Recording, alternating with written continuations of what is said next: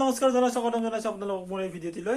তো আজি যাবলৈ ওলাইছো মিৰ্জাত মানে কি কৰিব যাম যিহেতুকে জানে ঠগি থাপন আহি আছে, ভাদ মাহ আহি আছে। তো দাড়িবিলাকো কাটিব লাগিব আৰু শাওণ মাহৰ শেষত। তো আজি গৈ আছো এই খোলকেইটা ভাল কৰিব দিব লাগে। এই খোলকেইটা বেয়া হৈছে, এটা ফাটিছে, এইটো ভাল কৰিব লাগে। তো মিৰ্জাত যাওঁ, গৈ তাত দোকানত দি আহোঁ। তেওঁলোকে ভাল কৰি দিব। ভাল কৰোঁতে যিহেতুকে অকণমান সময় লাগিব, তাৰ কাৰণে আজি সোনকালে দি আহোঁ। আমি দুজন যাম বাৰু, যেনেকৈ দুই কাণে দুটা খোল লৈ পেলাই ওলাইছে যাব। গাড়ী হৈছে এইখন, নিব পাৰিম নে নোৱাৰিম সেইটো হৈছে সমস্যাৰ কথা। যিজন লগত যাব তাকো আহিব দিলোঁ, কিন্তু সিও নাহোঁ বুলি ক'লে মোক লৈ যাব দিলে, মানে আমাৰ চকলৈকে লৈ যাব দিছে। চকঠি ৰখি আছে, বলক দেৰি নকৰি সোনকালে আহিব লাগিব। গাইছে এনেকৈ লৈছে, আগত এটা পিছত এটা। এনেকৈ উঠাই লৈ চকলৈকে যাওঁ, তাত নাক লগ পাম, তাক এটা চমজাই দিম, এটা মই ল'ম, লৈ পেলাই তেনেকৈ দোকানত দি আহিম সোনকালে। আহি পালোঁ ইয়াতে মিৰ্জাত, আমাৰ নিউ মিউজিক ভাণ্ডাৰত আহি পেলাই ইয়াতে জমা দিলোঁ খোল দুটা। আৰু যিহেতুকে আমাৰ খোল দুটা আনিব 2 বছৰ হ'ল, গতিকে গোটেইখিনি চেঞ্জ কৰিব দিছোঁ। তালি আৰু ইফালে বৰতি সৈতে গোটেইখিনি চেঞ্জ কৰিব দিছোঁ। চ' এইখিনি কৰি থৈ দিব, আমি নিব আহিম পিছত। ঘৰো আহি পালোঁ আৰু এই চাওঁ বৰষুণো আহি গ'ল।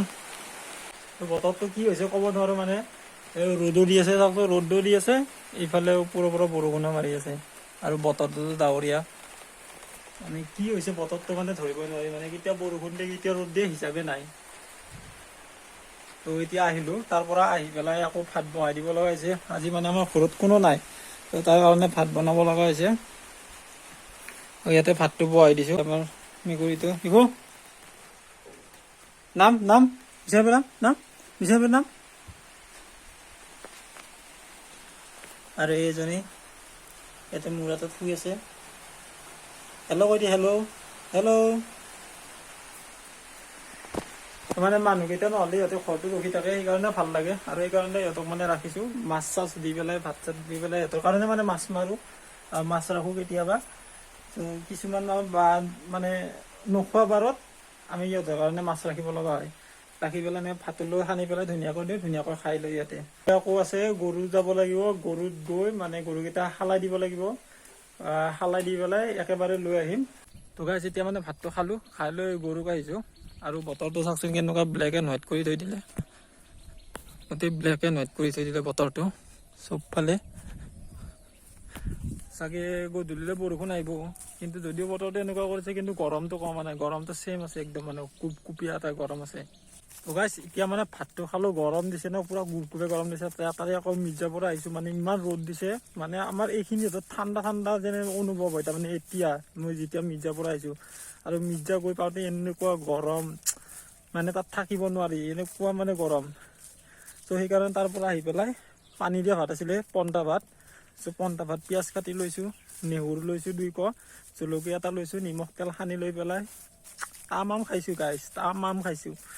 মজা লাগিছে, পেট একদম পূৰা ঠাণ্ডা পৰি গৈছে। কোনে কোনে পন্তা ভাত খাই ভাল পায় সেইটো জনাবচোন, কমেণ্ট এটা কৰি দিব। তো গাইছ মানে আগতে আমাৰ এই নদীটোৰ এইবিলাক যিবিলাক ছাইডবিলাক আছে ন, পাৰবিলাক মানে খুব ধুনীয়া আছিলে, মানে মানুহ উঠা নমা, গৰু উঠা নমা কৰিবৰ কাৰণে ধুনীয়া সুবিধাজনক আছিলে।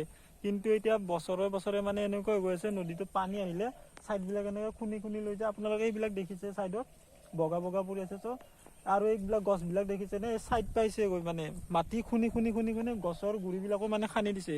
যদি সেইবিলাক গছবিলাক তেনেকৈ নাথাকিলেও সৰু ডাঙৰে, তেতিয়াহ'লে এইবিলাক গোটেই ভাঙি চিঙি গ'ল হয়।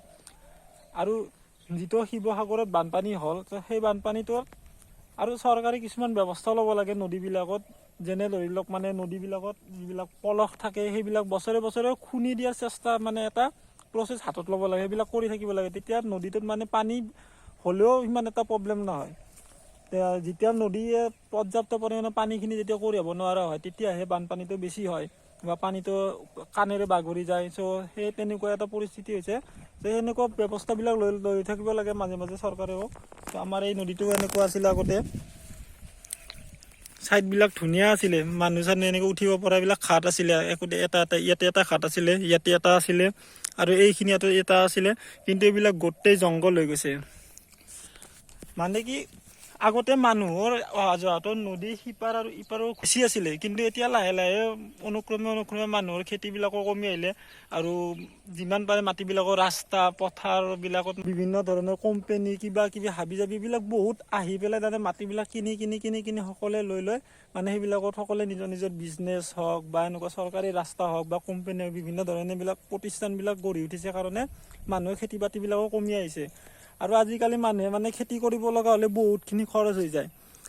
মানুহৰ হাজিৰাৰ পৰা আদি কৰি গোটেইখিনি মানে মেইনটেইন কৰিব লগা হ'লে বহুতখিনি খৰচ পৰি যায়। তাৰ কাৰণে মানুহে আজিকালি খেতিও কমাই দিছে, অকল পইচাটো কেনেকৈ পাব পাৰি সেইটো বিষয়ত মানে বেছিকৈ মানে মাথা মাৰে।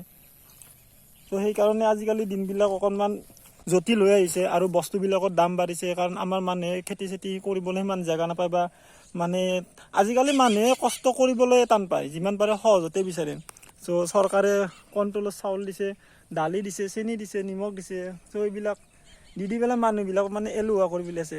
আজিকালি কি কৰে মানুহে ঘৰত খেতি কৰি ঘৰত ধানটো বিক্ৰী কৰি পেলাই দোকানৰ পৰা চাউল কিনি খায়, সেইটোহে এটা ডাঙৰ কথা। আজিকালি খেতিয়কবিলাকৰ ষ্টেণ্ডাৰ্ড হৈছে মানে নিজৰ ঘৰৰ খেতিত ধান নাখায়, ধানটো বিক্ৰী কৰি পেলাই দোকানৰ পৰা সেই BPT কিবা কিবি এনেকুৱা আৰম সেনেকুৱা চাউলবিলাক কিনি পেলাইহে তাৰমানে আমাৰ মানুহবিলাকে আজিকালি খোৱা বোৱা কৰিছে। আজিকালি ডাঙৰ ডাঙৰ গছ গছনিবিলাকো নোহোৱা হ'ল, তাৰ কাৰণে এই বতৰৰো মানে এনেকুৱা কেতিয়া বৰষুণ দিয়ে কেতিয়া ৰ'দ দিয়ে কেতিয়া কি আহে এইবিলাক একো হিচাপ নোহোৱা হৈ গৈছে। আৰু যেতিয়া ৰ'দ দিব মানে একদম টিকা ফটা ৰ'দ দিব, আৰু যেতিয়া মানে বৰষুণ দিব ধাৰাসাৰ মানে ঢল হোৱা বৰষুণ দিব। চ' এই বতৰৰ যিটো তাৰতম্য বা যিটো ভাৰসাম্য সেই বস্তুটো তাৰমানে নোহোৱা হৈ গৈছে। এইবিলাক আমাৰ মানুহৰে কৰ্মৰাজি, আমি মানুহে কৰিছোঁ। চ' এইবিলাকৰ ক্ষেত্ৰত চিন্তা কৰিবলগীয়া হৈছে আগন্তুক 10-20 বছৰলৈকে। আজি এনেকৈ দেখিছে 10-20 বছৰত কেনেকৈ বস্তুবিলাক চেঞ্জ হৈ যাব কোনেও গমেই নাপাব।